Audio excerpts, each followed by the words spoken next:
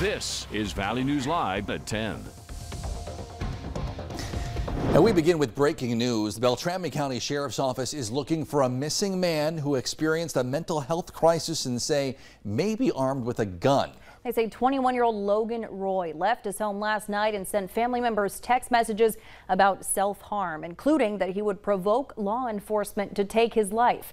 Family says at least one loaded handgun is missing. He's described as 5'10", about 275 pounds. He recently dyed his hair bleach blonde. Police ask if you see him, do not approach him. Call the Beltrami County Sheriff's Office or 911. All right, switching gears now to our hot, humid summer weather. Local emergency service members say they're having a hard time keeping up with heat-related injury calls. As Valley News Team's Nashay Taylor explains, it happens more often than you might think. Local EMS crews are on high alert as temperatures soar across the area. Sanford ambulance officials say over the weekend, their crews responded to at least 4 heat-related calls. It's higher than that, more than likely. Communications manager Don Martin says it can be difficult to track exactly how many of those specific calls they received during the summer. People don't call 911 saying I'm having a heat stroke. So they usually have a different complaint like weakness, chest pain, shortness of breath. Martin also says oftentimes spikes in heat-related calls for service don't happen until after there has been an extended period of high temperatures. Typically day 2, day 3 is when we start to see those heat-related associated injuries of the heat stroke. And as the days go by and the longer the stretch of the heat, the more calls that come in. He says it's also common for these types of calls to come in at unlikely times of the day. For instance, that you are out working construction, we start to see a lot of those 911 calls, typically at night, because they've gone home from the day from the construction work. That's when we start to see them because their body hasn't caught up. And large events like the Fargo Street Fair and the Red River Valley Fair can cause more calls for heat-related injuries. They attract numbers. And it's basically like cattle. When you've got so many in close proximity, it increases the heat even more. But Martin has some advice for everyone to avoid falling ill to heat. Take a look outside. Check and see how hot it is. Always hydrate yourself. Hydrate, hydrate, hydrate. In Fargo, Nashay Taylor, Valley News Live. Martin also recommends having a buddy system when you're outside to help people adhere to their own heat tolerance. All right, as for what the heat is doing right now, there are also some storms brewing in parts of our area. Let's check in with First Alert Storm Team Chief Meteorologist Hutch Johnson for details on both. Hutch. Here's the very latest. We do have thunderstorms in the eastern third of North Dakota starting to fire up, and these are just off to the west of us here in the FM area. We have a couple skirting and developing down to the south of us. Very hot, very humid, but our risk of severe here in the Southern Valley right now and even into the overnight is a lot lower than our neighbors to the north. Let's get to the details on the radar. The Highway 200 corridor seeing a lot of lightning right now, basically off to the north and west of the FM area, and that is what's causing the skies out west to light up. Garden variety thunderstorms for most of Cass County all the way out through Barnes and Stutzman County. Another cluster of storms heading in the Ellendale area. Non-severe, but a lot of lightning. And the other thing with these are going to be super soakers. With the dew points in the 70s, there is a lot of water in the atmosphere to make heavy rain. And they're fairly slow movers. And as such, we're going to see some of you hit well over an inch of rain from these as they crawl along. Again, a very small chance of 1, 2, or a few severe thunderstorms here in the Green area. We get up north, there's a better chance, but the main event is way out to the west over here. We're talking about a severe thunderstorm watch till 2 in the morning. They've just crossed out of Montana, and they're pushing to the north and east right now, but this will be where the threat is greatest as we go through the overnight hours. So have your app handy. If you fall asleep and a storm moves over, if it's severe, your app is going to let you know. And we'll let you know right here. Temperatures still in the 80s. Dew points are still ridiculously soggy and in the 80s for some where you see the blues.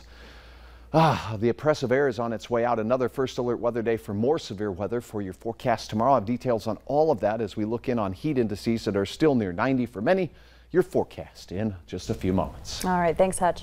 With the heat the way it is and the storms that could be boiling up, it's a good idea to keep that VNL weather app handy for forecasts right at your fingertips. You can download and use it for free. Just search VNL Weather in the App Store today. New developments tonight after 3 people died in a crash on I-94 in Moorhead Friday near a construction zone. The Minnesota Department of Transportation is now making changes. The construction is happening because DOT is upgrading the guardrails. Now they're implementing new concrete barriers in the construction zone to make it safer. We want to take these special precautions and try to make that work zone even safer and protect our workers and the contractor out on the highway. And that's why we are installing the concrete Jersey barrier out there to open up two lanes heading westbound. It could take until next week for those new guardrails to be put in. Meanwhile, today, Minnesota State Patrol released the names of the victims from Friday's crash. 63-year-old Linda Carell, 65-year-old Robert Carell, and 89-year-old Shirley Gatsky were in the SUV that a semi pushed into another semi in front of them. Those semi drivers weren't hurt.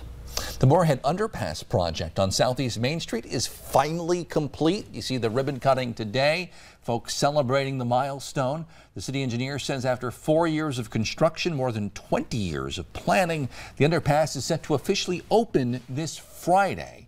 The railroad grade separation is the largest public transportation project in city history. City leaders say it will greatly improve safety and mobility. Every day was just another battle. It was, most of the time was a battle for funding, trying to find funding. Thankfully, the city had wonderful leadership through all of those years, strong advocates, both locally at the congressional level as well as the state level, and all of those pieces finally came together. Meanwhile, new developments on the mass shooting in Texas. We told you back in May when the shooting happened, a senator indicated the shooter from Robb Elementary in Uvalde was born in North Dakota. An FBI report just released yesterday confirms that the Uvalde school shooter was born in Fargo before moving to Uvalde with his mother and sister. The document also includes information on birth and school records and information from interviews with law enforcement and family members. We want to remind you about the active shooter training in South Moorhead happening this week. It started today. It'll go through Wednesday at Horizon Middle School. You might hear simulated gunfire from the building. Ridgewood Boulevard between 36th and 40th Street South will be closed to traffic every day from 8 to 5. Meanwhile, we're learning more about the nation's latest mass shooting. Last night at a mall in Greenwood, Indiana, 4 people are now dead, including the gunman who was killed by an armed 22-year-old Good Samaritan. Courtney Crown. That's Courtney Crown reporting. Police said 24 rounds were fired in just the 2 minutes before the gunman was killed. Autopsies on all 4 individuals who were killed are scheduled for tomorrow. New tonight, an employee in the North Dakota Attorney General's office, administrative assistant Liz Brocker, who handled the deletion of her former boss's email account, has now resigned. Brocker asked for Wayne Stingem's account to be deleted in an email to an IT employee back on January 29th. That was just 1 day after he died from cardiac arrest, saying, quote, "We want to make sure no one has an opportunity to make an open record request for his emails, especially as he kept everything," end quote. Current Attorney General Drew Wrigley says he doesn't think Liz Brocker did anything criminally wrong. Also new tonight, drone operators in northwest North Dakota are testing out the initial stages of a statewide network that allows drone flight beyond visual line of sight. Michael Anthony takes us to Grand Sky in Grand Forks to look at how Vantis communicates with drone operators in the field. Before a drone can even begin its ascent, lots of preparation must be made. Operators in the field must first check in with officials at the operations center, granting approval for the flight path and making sure the area is safe to fly in, similar to a watchtower at an airport. This is going to be the kind of the heart of the Vantis network. We're here to ensure safety is the top priority and ensure all the services are functioning as they should. Drone flights have been monitored at this site since October, which were previously done in construction trailers at a nearby location. Officials say completion of this permanent site is just another step towards making the state a hub for unmanned aerial vehicles. I'm really excited for the future and what this means and what this can do for us. It took a long time to get here, but now that it's here, it opens the doors to other opportunities. While their focus is on showcasing the many uses of drones in North Dakota, officials add that the Mission and Network Operations Center has the potential to cover drone flights throughout the entire United States. And officials say more of the infrastructure will be coming to parts of Fargo and Grand Forks later this year.